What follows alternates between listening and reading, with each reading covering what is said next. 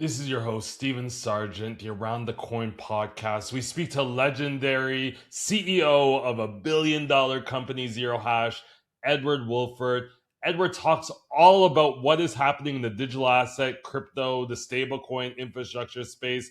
He gives us ideas on how he built Zerohash to where it is today, the evolution of the company, the state of the stablecoin market, and where he sees it going in the future. And he gives us all the use cases from payroll to stablecoin payments to remittances to prediction markets. He gives us all the ideas and what his companies, some of the biggest companies that they're partnered with around the world, from JP Morgan all the way to companies like Stripe. This is such an invigorating episode because he shares deep and transparent and candid takes on what it takes to be a CEO of a company, especially off the last huge raise Zerohash has. This is one of the funnest episodes I think we have, where we go deep into infrastructure, but also talk holistically what it's like being the CEO of a crypto company that's been around since 2017. Definitely reach out to Edward. He gave you his email address at the end of this episode. We have a special episode today on the Around the Coin podcast. We have fresh off of Davos, Edward Woodford, the CEO of Zerohash. Edward, tell a little bit. I'm going to go deep into your background, but give us your elevator pitch. You're in an elevator or in a chalet at Davos, and you're talking to an executive of a bank. What would be your hero pitch at that time? Yeah, so Zerohash provides infrastructure to provide access to effectively crypto, stablecoins, and tokenization. And we've been building since 2017, powering access for some of the largest banks like Morgan Stanley, some of the largest payment groups like Stripe, and some of the largest groups that are innovating in the tokenization space like Franklin Templeton and BlackRock. So that's what we do in a nutshell. You have such an interesting path. You went to MIT, you mastered in finance, I believe, but you're also a founding member of the FinTech Club, which is always very interesting, and the Robotic Club. Can you share what were your career plans when you were at MIT, and did you ever think you were going to end up running one of the most important infrastructure pieces in crypto? Yeah, I mean, look, I think I sometimes say this: if you get the opportunity to go to a place like MIT and not really consider what you want to do, you've done it wrong. And so, I was in a do anything and everything in that year, and really kind of crisscross as many different specialties and lanes and kind of meet interesting people. So that was kind of my objective. I wasn't the best student, from a GPA perspective, but that wasn't kind of how I regarded my kind of success or kind of outcome from that time. So for me, it was just kind of experimenting, trying to figure out new things and new passions. And, that's kind of where I fell in love with what I call alternative commodities and kind of fintech. And actually launched my first business out of MIT. Actually bought my first Bitcoin at MIT at the MIT bookstore. So for me, it really was an opportunity to consider what I was looking to do in life. I found different passions and, turned it fortunately into a career. Can you talk about buying your first Bitcoin? Was this like a very common theme at MIT, especially maybe around the computer science fintech groups? Yep. Like, what was that conversation like with the person that was, or the way? Was it a small group of you that met there every Monday, and then you're like, hey, let's go in on Bitcoin and purchase our first one. Let's set up a node. Kind of walk me through. Yeah. That so look, MIT was really early in crypto. Actually, they gave every undergraduate student a Bitcoin. I think it was called the MIT Bitcoin Research Project. And one of the professors who led that project was a gentleman called Christian Catalini, who was one of my professors for an entrepreneurship class. And I actually worked for one of the earlier Bitcoin ATM businesses, right? This was very, very early. And so actually at the MIT bookstore, there was a Bitcoin ATM by a group called LibertyX. And they got acquired by NCR, the very large around money movement globally. And I went to the MIT bookstore with cash and bought my first Bitcoin. That's effectively how I did it. But obviously, it was hard to avoid the conversation of Bitcoin when you're there. One, every undergraduate student had a Bitcoin. And two, you had obviously people right at the cutting edge of innovation in that. And that kind of seeded my curiosity for the technology. It's crazy. Even though Bitcoin's evolved and gone up in price over the last 12 years, you still probably couldn't pay off your tuition, even if you kept that one Bitcoin now. What were some of the discussions? Like, what were some of the use cases maybe your mentor or your professor were talking about? Especially you're in an entrepreneurship cast. Bitcoin seems very second nature to a lot of the people there. What were some of the save the world conversations or business ideas that were coming across the table at those Yes, times? actually, this entrepreneurship class, I think it's got good alumni. The year before I did this class, for example, Alex, one of the founders of Deal, did the class, and so I do think it was a great opportunity to seed people's curiosity around starting their own businesses. Also, MIT, you get given this access that's just massive, right? I mean, I went to university in the UK, and the alumni connectivity just isn't the same. I mean, at MIT, I would just ping people and say, "Hey, I'm at MIT. You were at MIT. Can I grab some time?" And I remember I got the CEOs of some massive companies to reply, and I suppose that gives you a degree of confidence, probably false confidence. I don't know how many people start a company knowing how difficult it's actually going to be, how much you don't know, but just kind of that access and that infrastructure. There was the Entrepreneurship Center. I remember doing the MIT entrepreneurship competition. We won $1,000. That feels like a lot of money at the time, right? So you can incorporate a company, you can get a logo, you can start to professionalize it, you start to look and feel like a company. And just those kind of steps were really, really helpful. And that's why, those seed investments can help, massively expedite and give you that confidence to do something, right? Like when you're at graduation, you're saying, I'm not going to go take in inverted commas, a real job. I and, a very small group of people are going to go start something new. Just having an incorporated company, and especially like as an immigrant, right? You need to be able to have a real company. You need to be able to stay. And, that few $1,000s really was the genesis of starting, the first business that I founded. And then that obviously gave me the kind of confidence, kind of the knowledge base after selling that to launch Zerohash in 2017. But that infrastructure, I think MIT handed out probably $200,000. It's probably created billions of dollars of value, and they give you the money and they don't expect anything in return, right? But it's paying it back in other ways that I think is important. And did you feel that there was this kind of like VC presence where they're like, "Hey, this is a small petri dish of really talented, smart people. Let's keep a close eye on this alumni." And a couple $1,000s, you said, made a huge difference. But for them, they might be trying to grow relationships for when you do come out with something like Zerohash that turns into hundreds of $1 million worth of investment. Yeah, look, I think MIT, any university gives you a degree of credibility that is probably above and beyond what at least what I deserved at the time. I went to MIT with a very clear chip on my shoulder. I had been, as an 18-year-old, I got rejected from Oxford. That was kind of like my dream. That was like that was the outcome I wanted. And I always felt like, hey, that's the echelon, and that's what people get those opportunities. It certainly does open doors, right? But right now, I don't hire people because they went to MIT. I don't hire people because they went to Harvard.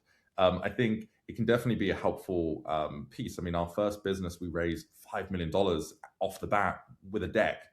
That's kind of, a little bit crazy, but there's lots of ways to do that now, hopefully, right? So, look, my dad has a saying that both cream and other things rise to the top of these organizations, and that's you should have that humility.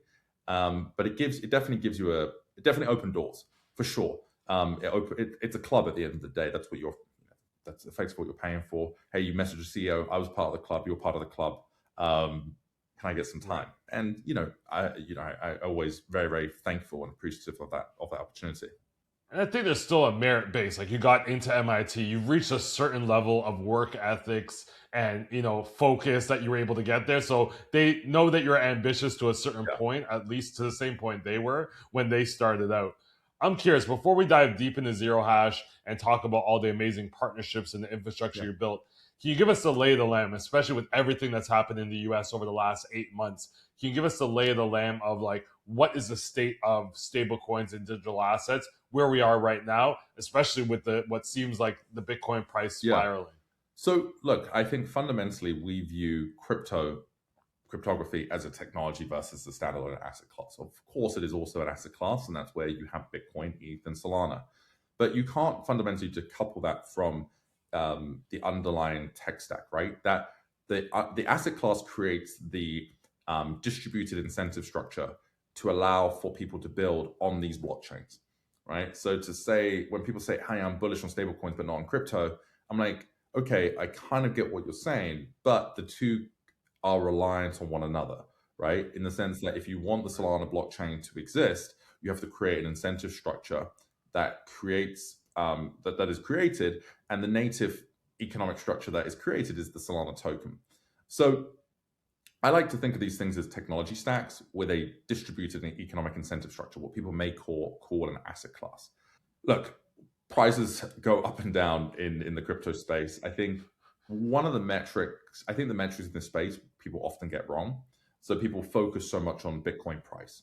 On stablecoins, they focus on how many stablecoins are there in circulation. I think that is fundamentally the wrong number to look at. The number to look at is total processed volume, which is basically how much on-chain volume are you actually moving. And same thing with tokenization, right? How many assets are tokenized? Again, I think that's the wrong metric. This perception that something is tokenized and then never not tokenized, I think is a false binary construct. My view is that things will be tokenized when it adds value to be tokenized, and it will be untokenized when it doesn't add value to be tokenized. And often, if you bring that down to, for example, stablecoins are dollars at the end of the day. And for clients that we service, stablecoins have an amazing value of moving money in and out. But when the money is at rest, right, when it stops, for a lot of our clients, they want to hold dollars. And the reason they want to hold dollars is because they get the yield. They're FDIC insured. There's tons of benefits of actually holding the underlying dollar as opposed to tokenized dollars. So I think this construct of let's just track how much is tokenized, let's just track price is the wrong metric. I really think it's about utility. And we released a stablecoin report earlier this year, which we try to share the numbers and metrics that we think that people should be tracking. But in terms of your question around where are we in the US and globally, obviously we've seen massive regulatory clarity being provided over the last 2 years in Europe under MiCA, the US with the Genius Act. Obviously, we've seen a lot of institutional adoption.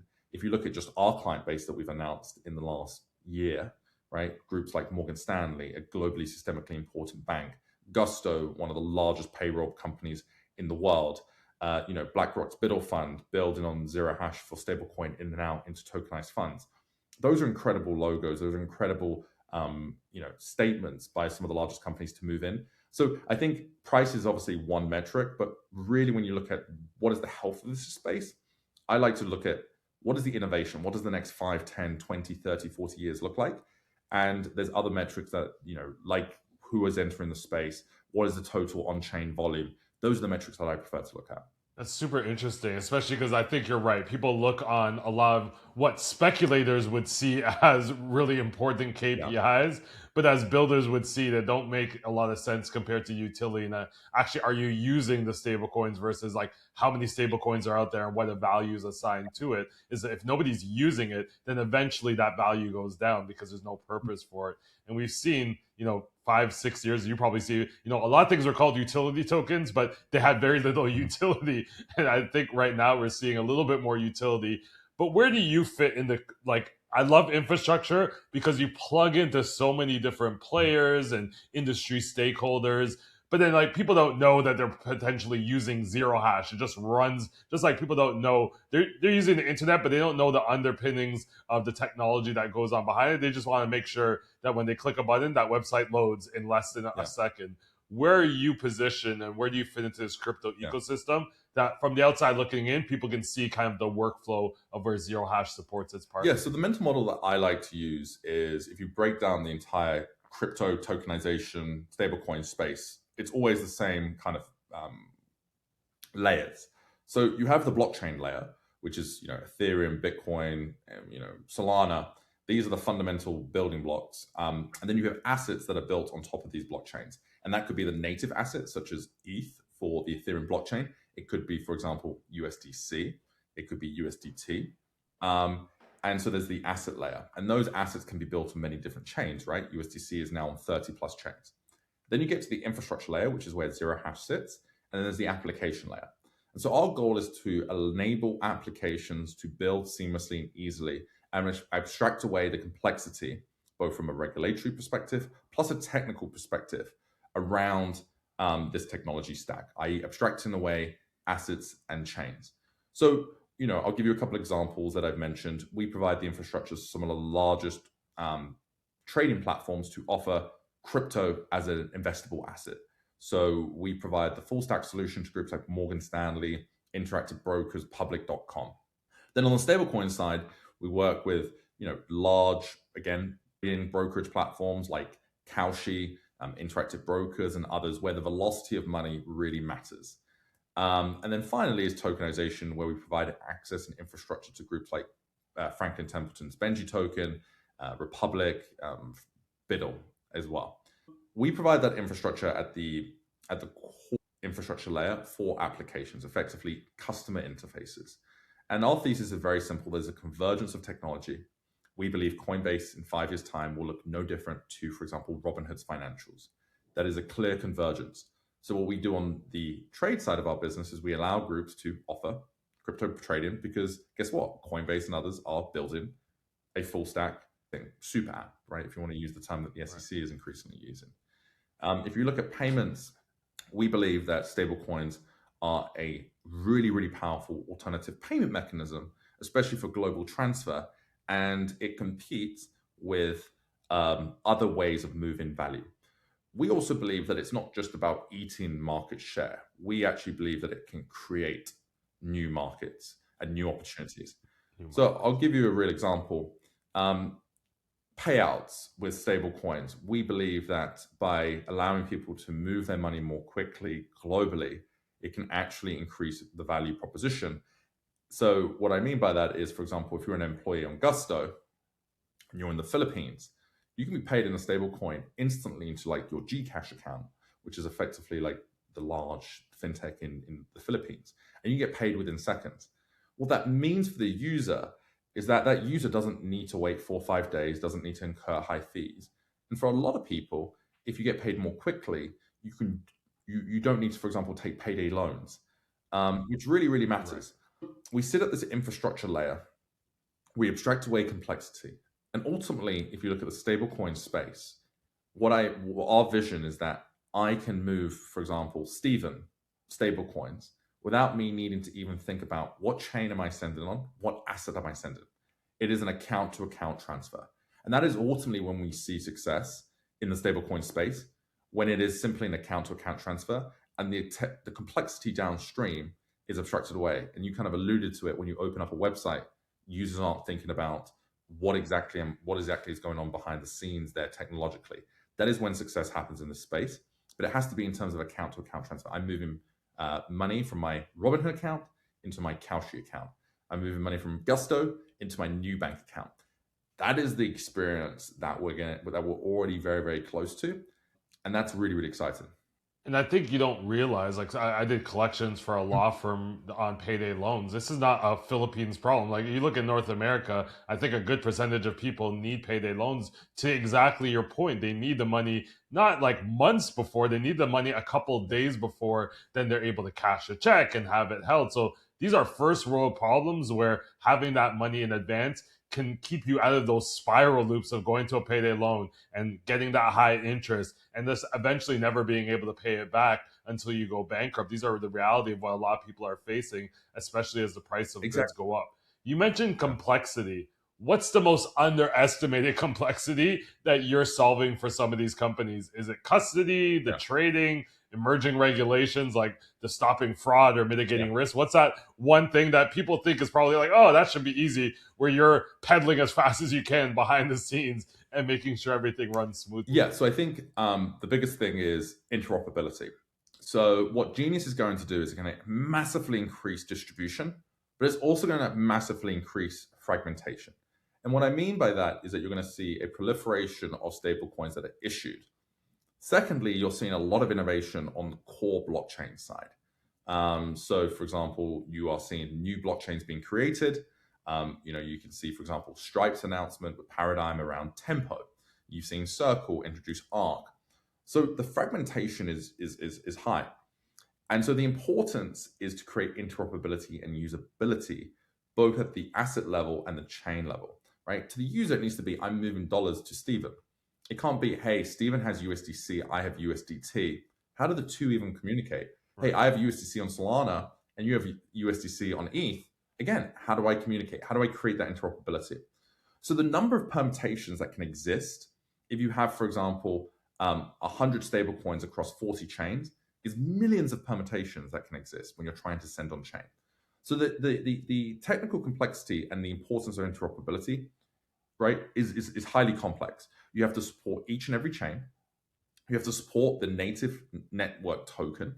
You have to be able to pay those fees. And then you have to create interoperability such that the customer experience is Edward is moving Stephen money. That needs to be it. And so we are seeing a lot of innovation, a lot of fragmentation. And the interoperability is critical. And I often use an example of mobile phone texting. When texting started, SMS, you could only send on the same network. So Stephen and Edward had to be both on Verizon to send a text to each other. When you created the interoperability across AT&T and Verizon, et cetera, the usage of SMS exploded. So I wouldn't say we're at the true point of true interoperability. I think we're very, very close, and we basically abstract it away. But as you see greater and greater interoperability, both across the asset level and the chain level, usage is going to increase significantly. And that's what's really, really exciting. But that is something that people don't quite fully appreciate. And frankly, nor should they if they use Zerohash. They don't have to think about these nuances. And I think an important thing is by even just being able to do that on your own through Zerohash, then you reduce the amount of attack vectors. If I have to switch my USDT and now go trade it on, a crypto exchange into USDC and then get Stephen's address on you, like those are extra steps where hackers and illicit actors are just waiting for you to connect your wallet to some malware or something. So you're reducing the amount of steps, which should eliminate much of the hacks and scams that we see that are just easily done by human error. And you kind of alluded to it, right? You alluded to some of the frictions that exist. And, we've done a lot to abstract away the nuances, but, there's still more that needs to be done. And I don't say this to be flippant, but if you look at this is what should really excite people. Stablecoins have largely been an unusable technology for most people around the world. And yet the usage has exploded. So what does that say? There is real utility to this technology. Imagine once you solve a lot of these usability challenges, right? Some of the things that I've alluded to. Just think of the growth opportunity there. So I think there's a massive value proposition, but there's a usability friction, as you've said. Our goal is to continue to reduce that friction, both from the enterprise perspective and the end user perspective. And so that will grow the market significantly. But that's what's so awesome about this space, is that we're still so early. There's still significant frictions, yet it's grown massively. And that is the underlying story of every interesting technology that fundamentally becomes mainstream. I remember when you access the internet, that used to be complex and confusing to a lot of people, right? Same thing. And we're getting to that point of usability that will grow. And so I really think we're at this kind of real inflection point globally. I don't think our listeners remember when you used the internet, you couldn't use your phone and vice versa. Like even with cell phones, you couldn't use your phone after 6 o'clock. You couldn't afford to. So you don't realize like how many more people you bring into the market now that people can use their phone literally 24/7 for one low cost, where before you had to wait till after 6 o'clock to get any kind of communication out to anyone in the ecosystem. Yeah, I mean, look, the interoperability, technical abstraction. That is, if you look at any technological evolution, those are the key pillars, and it literally is no different here. I'm curious, do you see any emerging trends? You brought up Kalshi. We know prediction markets are extremely hot right now. We saw you mentioned Gusto and payroll. Obviously, any payments company is now kind of flipped on the stablecoin neon, sign switch. What are some of the other emerging things, especially with everything that's happening out of the US? Is there any emerging, trends that you're seeing or things that you're seeing? Hey, this is gaining a couple more users, or we're getting a couple more inquiries, and we can see this over the next couple of years being something that's a significant market share in some of the work that we're doing. I think for me, it's ultimately, where does velocity of money matter? And so, you mentioned, for example, prediction markets. I would say that's more broadly just trading, right? You've seen NASDAQ and others move towards 24/7 trading. So you need the velocity of money to keep up, and it matters, right? If you want to put a trade on Sunday, you need to be able to move money seamlessly and easily. And that could extend to gaming, it could extend to trading, it could extend to prediction markets. And frankly, those three things are becoming increasingly hard to differentiate. The same companies that are doing predictions are also doing effectively gaming, sports, and they're also doing more traditional, brokerage-like equities products as well. So that's one.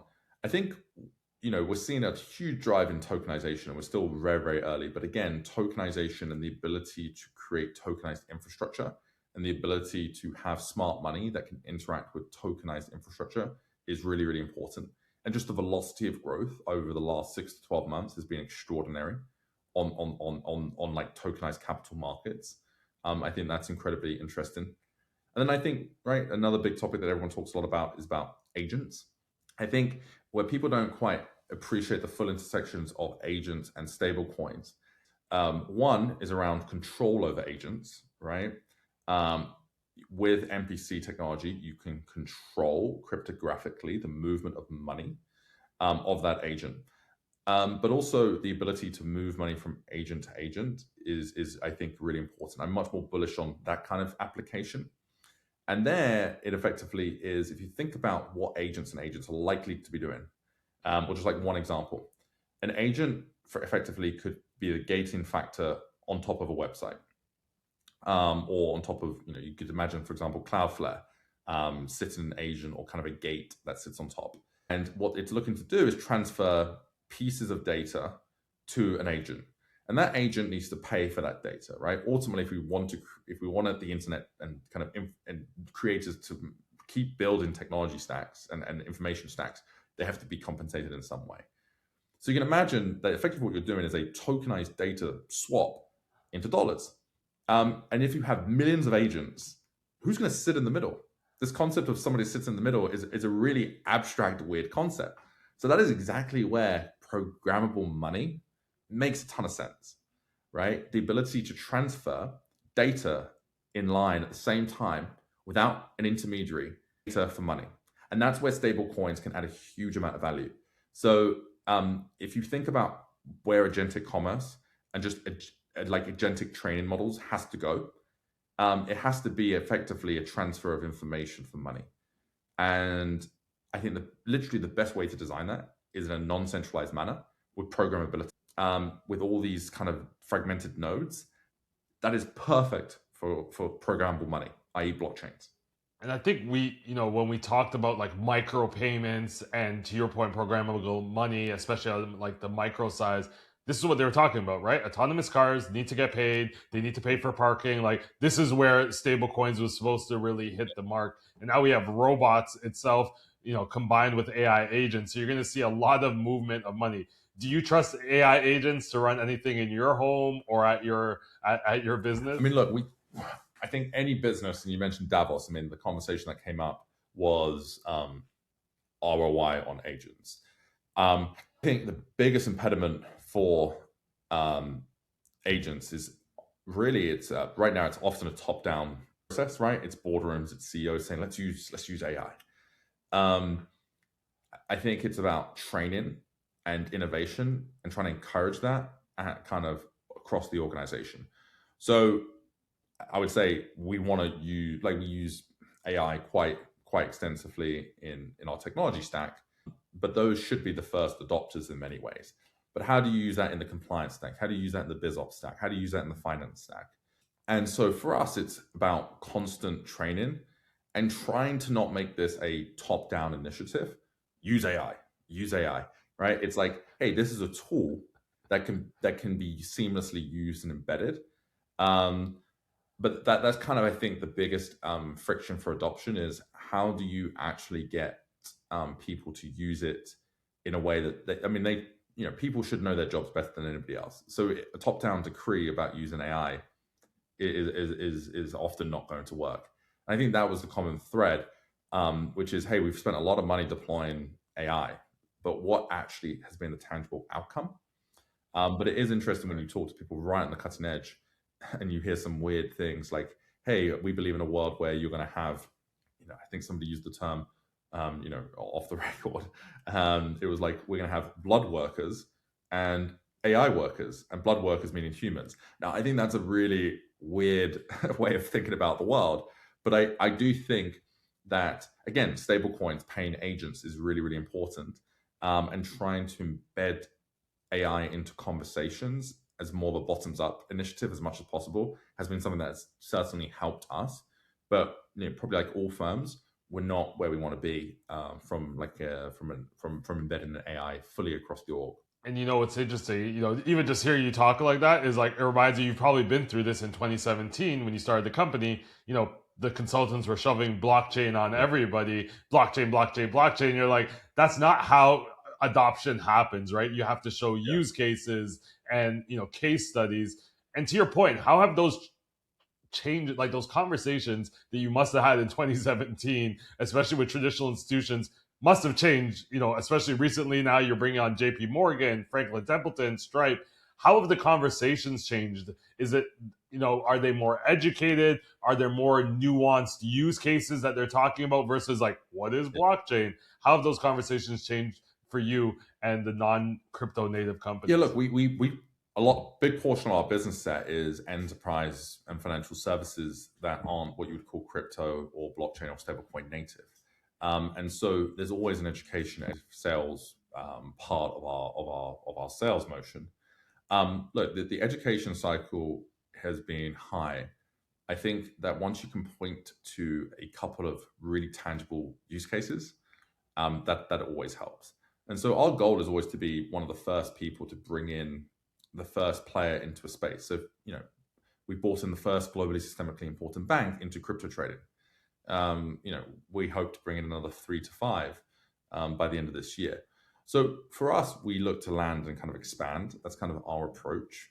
But yeah, look, if you look at organizations and how they're trying to repivot around it, look at Morgan Stanley. They've hired in, they've just promoted someone internally to be kind of the horizontal head of crypto and digital assets. So Morgan Stanley is a huge business. And how do you embed that, right? Kind of going back to the same AI conversation, right? How do you actually embed crypto across the entire organization? How do you embed blockchain across the entire organization? So those are some of the shifts that we've seen. But education is high. People have got smart quickly, and frankly, some groups just never stopped educating themselves. Sometimes I feel like it's a confessional. And you go meet somebody and they're like, yeah, look, I was doing this in 2017, but I couldn't say this at work and all this kind of stuff. And they're like, sometimes they're super crypto degenerate on some of the stuff that they were doing. And so sometimes it feels like that confessional of like, oh, you can tell me now, you get that off that chest. And, so there are people at these organizations that have been real advocates, real prominent in actually engaging, and kind of now the switch has completely flipped. Are there still, you're speaking to a lot of product teams, I'm going to assume, are there at traditional institutions, is there still areas where it's a struggle for them because A, there's too much friction, or B, it's like, this is way too frictionless. Crypto tends to make things a little too seamless that they're like, hey, there's not enough guardrails here. Do you still have any of those conversations? And, what do they consider too frictionless or too much friction for some of the products that are being rolled out? Yeah, look, I think ultimately what we try to sell to organizations is that you aren't treating innovation and trust as zero-sum trade-offs. And so really trying to ensure that people understand the degree of innovation that we've been building since 2017, but giving them the ability to innovate without kind of trading off trust. That it really is the key trend. So you definitely touch upon discussion points that have to be addressed, right? How do you get the compliance team comfortable? How do you get the technology team comfortable? And that is the complexity of large enterprise new technology sales. Is you do have to have a whole lot of stakeholders coalesce around an opportunity. But we view that as our competitive edge, to be honest. I'm curious, how has Zerohash evolved over the last 7 years? Because we have a lot of founders here. They started with a product in mind, and they've either had to adapt to the market, completely pivot, or just shift their focus and get more into blockchain versus just having a blockchain element. How has Zerohash evolved over the last 7 years, and how have you, as the CEO, evolved too? You've gone through couple bear markets, couple bull markets, different administrations. That tends to change the way maybe the vision or the way you communicate or direct your team. How have both you and Zerohash evolved over the last 7 Yeah, years? look, there's some obvious ones, right? Like we started as an all-in-person company, and now we're a remote-first company. And so I think we're still, like all companies, we're trying to figure out how to constantly be better. I think the way that we try and address it is that we are very, very intentional in information sharing. We actually share with our entire org how much money we made. What did we do well? What didn't we do well? And I think that that's because you have to give people almost more information, because you are missing out on those what people call water cooler moments. So we are trying to be very, very intentional in a remote first organization. So that's one clear shift that we've seen. But look, the business started off to be basically a B2C business. And, like a lot of B2B2C businesses, you realize actually, if our thesis is that crypto is going to be everywhere, stablecoins are going to be everywhere, let's enable people that have the consumers to access our technology stack. So that's kind of how it shifted. In terms of what's changed in kind of a leadership perspective, look, you in this space, like, startups one are high pressure. Then you have the kind of compounding to the power effect of what I would call stables and crypto. The thing I've really tried to take away is you've got to try and almost narrow your emotional bounds, and that's really hard, but you've got to try and process emotion quickly. Look, we've seen lots of things happen over the last few years, lots of challenges, but what tends to happen is that the successes aren't as high as you actually think they're going to be, and the failures aren't either. It's not to say that you don't take these seriously. It's that you really have to process your emotions about it. Like, you mentioned the price of Bitcoin. If I track the price of Bitcoin and that affects my emotion every day, that would be a really negative way to build a company. At the end of the day, we try to take a 5 to 10 time horizon way of building. We want to build a multi-generational business. And so every success, every failure is a short period of time. And if you take that approach, I think you, one, make better decisions. But two, right, frankly, you can actually do this for a long time, right? I've been doing this for 8 years. I plan on, continuing to build the business. We turned down an acquisition offer, but even if we'd been bought, right, I would have to stick with the business, right? So you have to treat this as a sprint. Sorry, not as a sprint, as kind of a marathon. And so narrowing your emotional bounds such that you don't effectively take the job home with you every single day is so, so important. Otherwise, you're just not a person that you want to be around. And I think early on, to be honest, I'm very fortunate. I've been with my wife for close to 10 years. I probably am a better partner now than I was 7 years ago. And you realize that you have to, this is like a life's mission. Right. So don't ruin your whole life over it. And I think that's something that I've really tried to invest in. I'm not perfect, right? But I figured out strategies for myself to help me process emotion much more quickly. I love you being candid like that, because I think it's hard for founders, because this is not just you, it's your wife, whether you have a family or not. What's interesting, I think you mentioned about being a marathon. I think what I've personally seen, I've been in the same space as long as you have, is that companies seem to overinvest during the successful times and underinvest during, what are the bear markets, when they should be investing in building. They over-index when things are going great. They buy the stadiums and the promotions and the conferences, and they want to get their name out there. But then when things get rough, they spend so much money that they now don't have the time. When now it's quiet, they have the opportunity to invest in the infrastructure and the strategy. Now they're cash strapped, and that's usually what I've seen is where companies have gone wrong. And from my opinion, and it's always hard, because to your point, it's going to happen. Bull, bear markets, it's going to happen within the lifetime of the company at some point. I'm curious. Let's just say a company's listening to this. We have a lot of payment, crypto, tech companies listening to this, and they're just like, hey, we want to jump into stable coins too. Can you walk us through maybe a high-level process, things that they should be concerned about? Like, hey, what is the 101 you give people? Is like, don't just jump into stable coins. Yeah. This is what you have to think about first. Yeah, look, I think one is that we believe in a world where there'll be many stablecoins across many chains. And so my short answer is use an as-a-service provider like Zerohash. to access and abstract that away. And so, we I think have done a really good job on productizing different elements and different products. So we have, for example, a pay-ins use case where you can use stablecoins to pay for things. We have an account funding use case where you can fund an account, effectively a me-to-me transfer. So you can fund anywhere in the world, anytime, effectively seamlessly into a dollar balance, but through stablecoins.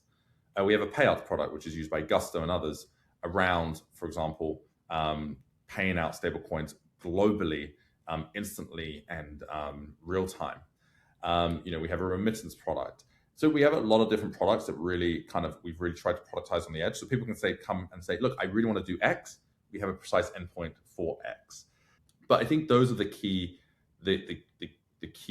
pieces is effectively thinking through what is the product use case, what is the value proposition, where does velocity of money really matter, and we hope to make it very, very seamless and light touch to allow groups to innovate in stablecoins without needing to effectively go to that level of granularity that we've gone to today.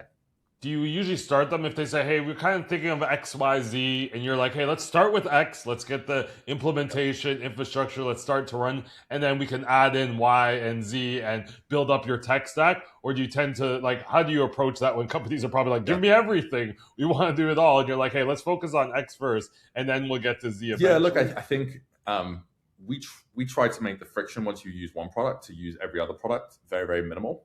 But yeah, I do think just functionally it's better to do one thing really, really well and then incrementally scale the other pieces.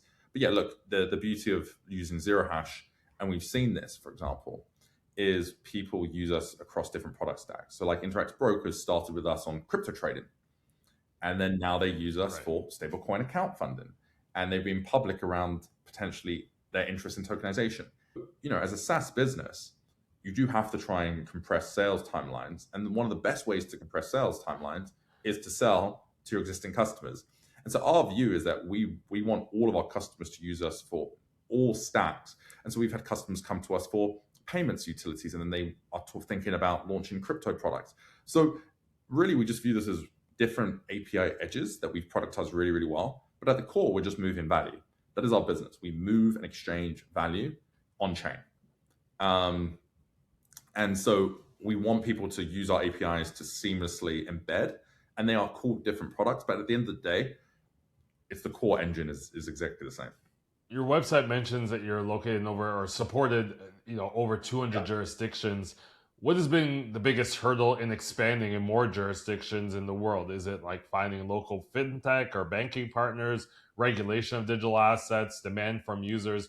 What's been some of the biggest hurdles and successes in expanding the jurisdictions that you support? Yeah, look, so one of the big successes recently is obviously getting, in the last few months, our MiCA approval, which gives a lot of access into Europe and just a lot of clarity and kind of treating this as one jurisdiction. And that's a big win.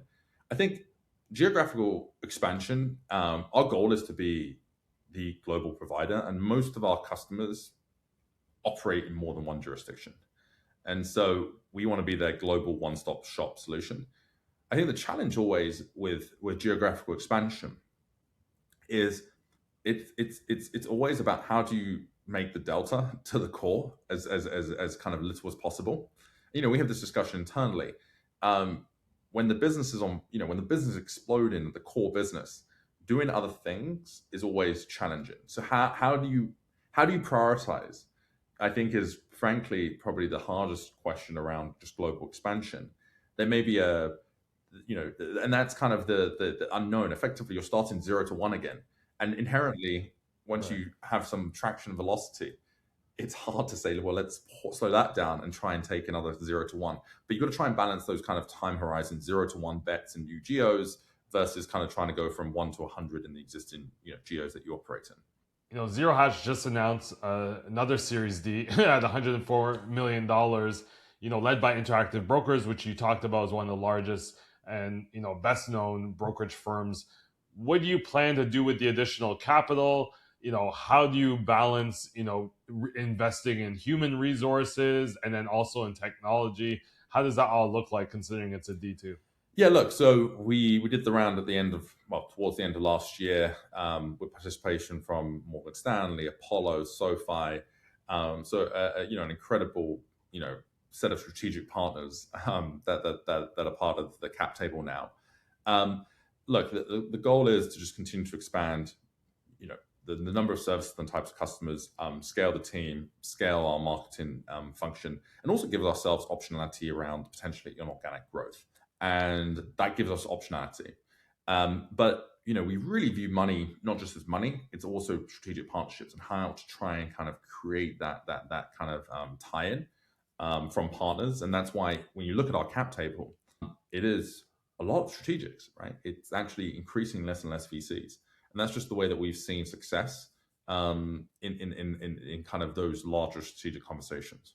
And I'm curious, raising at a unicorn evaluation, we've seen many infrastructure companies, NFT companies, after raising such funds go, either bankrupt or chaotic processes have happened after. How do you ensure? It seems like you're very level-headed in the goal and the marathon, but how do you ensure Zerohash continues the upward trajectory and, after hitting such a monumental achievement, right? I think it's a great question. And actually, I'll tell you something that I don't think we've ever discussed publicly. So when we raised our round, one of the first things that we did was actually let go of about 5% of the company. And the reason that we did that was because typically when you raise, and we've seen this and we've been guilty of it, every problem is solved by more people. Definitely more people help, but talent density also matters. And I think that if you build on a more solid base with more talent density bestows talent density. So we kind of set a very clear statement to the company. And we treated these people exceptionally well. But it was saying, look, these people don't fit with where we're going. What will make us successful in the future maybe hasn't made us successful in the past. And that's true of everyone in the company. And so that can sometimes be very jarring, right? Some people view that as jarring. I view it as being very clear. And, a lot of the team were like, yeah, this is what we should be doing, right? Like, it's a hard decision. You have this success and then you kind of like have this, okay. But one is to mellow, raising is not the goal. That's the first thing. Right. But two, if you want to build, you have to continuously think about not just the delta, it's also up-leveling what you have. And so it was a very clear statement to the company, to our board, to everyone, which is we have a very clear goal, which is to scale the company, but it's not just number, it's talent density as well. And so that was something that we did that people may view as radical. I view it as making sure that you don't fall into the trap that you kind of allude to, which is let's just hire another 100 people and being very, very intentional about what, maybe that's a true statement. Maybe we will hire another 100 people, but let's ensure that those 100 people are building on a really as strong a core base as we possibly can. And I'm not saying I'm an A player, but when I hear something like that, I get a little tingle inside, right? Like, I think if you're an A player within Zerohash and you see that happen, there's either two ways you can look at that. Like, they're just trying to bring in as much money as possible and they don't value people. But to A players, they're like, hey, we're either going to expand this thing or we're going to get slow and bulky. So let's start fresh with new capital, reduce some of the, I don't like to use the word fat, but if we're going to use blood workers, we might as well use terms like, let's shed a little of the fat of the company. And that has the players that are still there, like, hey, they're focused on a certain thing. I'm here. I'm still a part of it. I want to work even harder because at least I know they're not going to just be frivolous with the capital. They're really going to invest it in my day-to-day and what I need to be successful. So I think if you are probably the players that you're looking to keep on the team, you get a little tingle inside and you're not, and I'm sure the people that left are probably realizing like, hey, either I'm going to make it with a company like this, or they did the right thing where none of us are going to be successful if they kept me on. So I might as well take, as you said, you treat them very well. Might as well take my learnings here and go work. And I'm sure with a name like Zerohash on your resume, it doesn't hurt you going into the now how many other startups where you can take your talents to and help build them up to the place where Zerohash is. And I think it's really today. important that, we don't use the word, fat. It really is just, it's pieces of a puzzle. And, what people have different skill sets for different time periods. That's one big thing. Obviously, of course, there's sometimes a cultural piece. Like, are you culturally mismatched for where we want to take the business as well? And a lot of that is the ability to be adaptable and flexible. And sometimes rigidity is great in early stages of company. you're banging your head against the wall. This is effectively an impossible task. But later on, it might the skill sets that help make you successful in an earlier stage company may not be the successes that make you in a later stage company. So I think it's more piece of a puzzle, and trying to get the wheels going as quickly as possible. Versus these aren't great people, that they're not, the certainly, of course, in any business is always low performers. But I think for us, when the way that we viewed that was, are these people the people that we would hire today for where we're going? Right. And the people that we hire today maybe not be the people that we hired 5 years ago. But that is just the reality of scaling a business, is that there are different skill sets for different times. And you asked me about being a different leader. You have to change how you are as a leader. You have to continuously adapt. And that is the critical thing. In your personal opinion, do you feel like there was less backlash because you did it this way versus raising a bunch of money, hiring a bunch of people, and then having to do a 10 or 20% layoff in the future, which we see a lot of tech companies doing right now? So just to be clear, like this layoff, not layoff, but this kind of, I would call it like, I like to use the sailing analogy. Like, I don't like to build businesses by going on the rudder left and right. I like to temper sails. A 5% adjustment is a relatively small adjustment. Right. And we've hired back and more since that change. This had nothing to do with where we were, right? We just come off a massive fundraise. We already had a lot of money in the bank. So, it's not driven by that. It's driven by a cultural piece. But look, adding people into something it can be a great help, but can also be a burden. And so if you're pushing, like the way I almost view it is when you're adding a lot of people, if the base isn't strong, that's why I use the term base. If the base isn't strong, it makes everything else, it can create a lot more confusion. It can create a lot more challenge. Also, frankly, when people come into an org, they look to their left and they look to their right. That is what culture is. And so if you bring in another 100 people with a suboptimal, with areas of weakness in culture or areas of weakness in terms of process or people, you're actually compounding the problem. People can be an accelerant, both positive and negative. So that's why we really wanted the base to be as strong as possible, so that all the accelerant was as much net positive as opposed to amplifying some of the things that we actually wanted to change. I'm curious, you're around the industry, you're talking to a lot of CEOs, you're interacting with people in the green rooms backstage. Do you think the team member KPI is kind of an ego boost that you can say you have 1,000 employees and 1,100 employees and 20? Because I hear that term used almost, conceptually at the same time I hear revenue, right? We're at 250 million with 2,500 people. Like, do you think that people are using, like, they're also hiring because it's an ego thing that they can use that number to facilitate growth or show how strong their organization is? Do you see that on a personal level, or do you not see that correlating? Maybe a couple of years ago, I think, obviously, if you look at some of the biggest and most successful companies in this space, such as Tether, the per employee revenue is exceptionally high. Now that you have AI, I think people view it slightly differently. I think when people use that number of the number of people, they're just trying to bestow legitimacy on themselves in some capacity, and that's fine. But I don't think anymore it's used as kind of a vanity metric, just because of some of the shifts in terms of what people are looking at, like this concept of revenue per employee. That is something that now people look at more closely. If you look at agents and those rollouts, right? Like, I do truly believe that you will see multi-billion-dollar businesses with less than 10 people, but lots of agents. Right. And in some ways, it's probably easier to found that today, right? Because, we talked about even small companies. Basically, AI is changing processes. And to change processes is hard. So if you're starting from zero, you can implement a process that is optimized for an AI world. So I think that you're actually going to see more and more companies talk about how few people they have, not less. And that's kind of going to be like the way that it's kind of going to be perceived. Like, this is no different to like the mechanical revolution, right? Like, you had lots of workers and then you built machines. It's almost like saying, like, a factory, oh, I have 10, like, no, I have the best technology. I have the best infrastructure. I have the most optimized work process. I think it's moving closer to that, personally.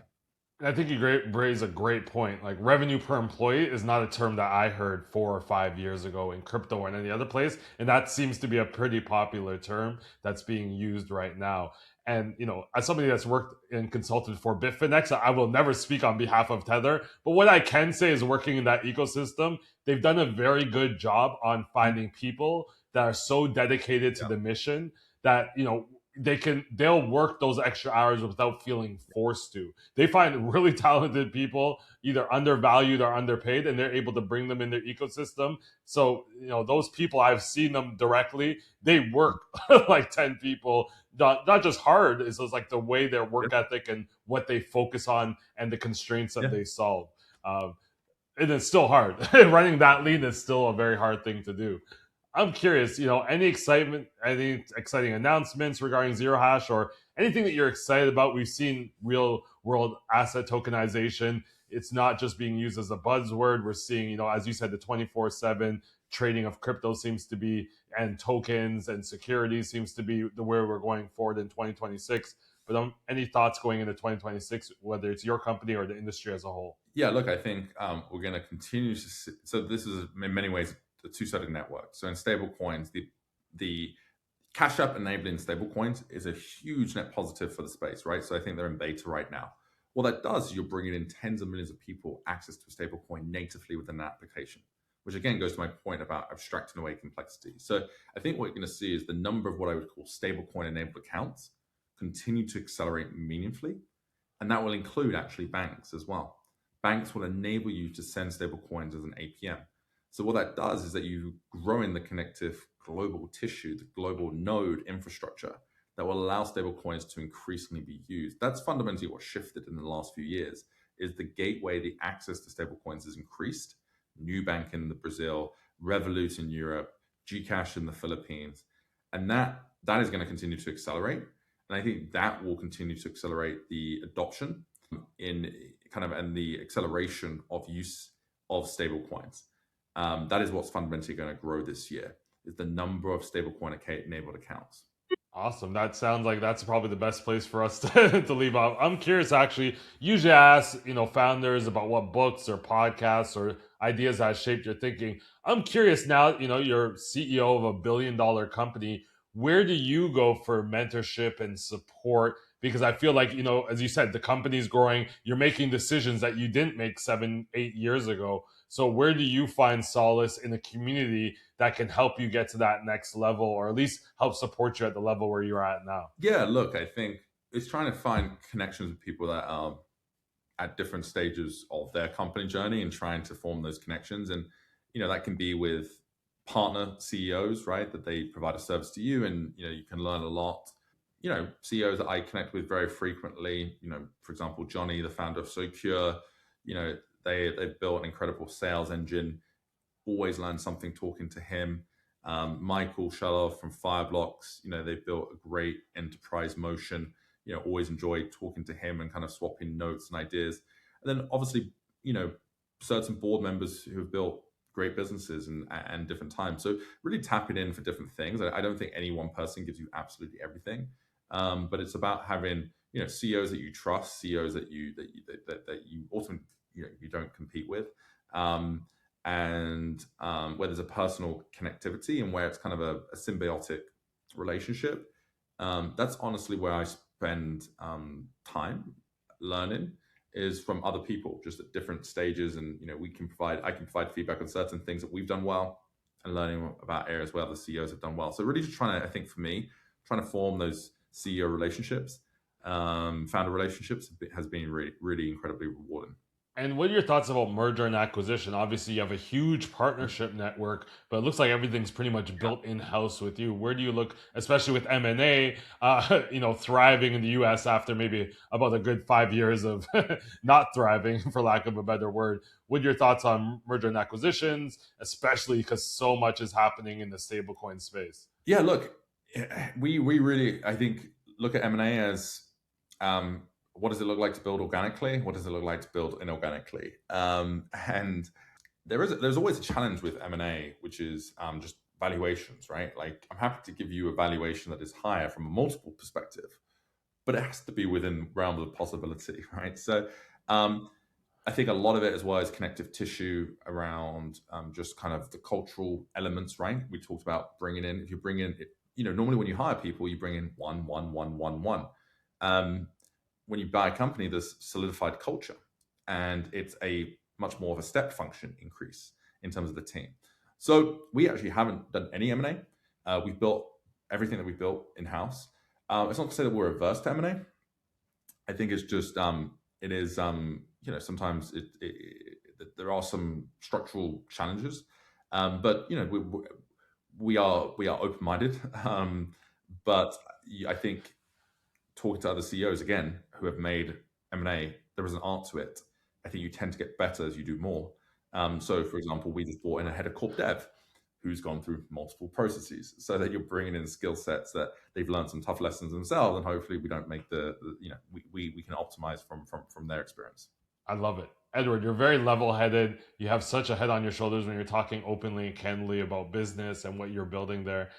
Very hard to see that, especially in the crypto space. Very little ego there, but confidence in knowing that you're building on the right path.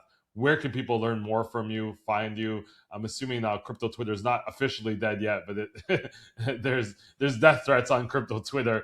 Where's the best place for people to find you? Yeah, look, very easy. You can email me at edward@zerohash.com or follow me on X.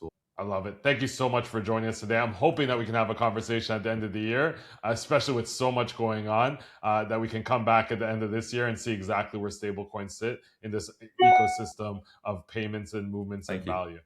Awesome.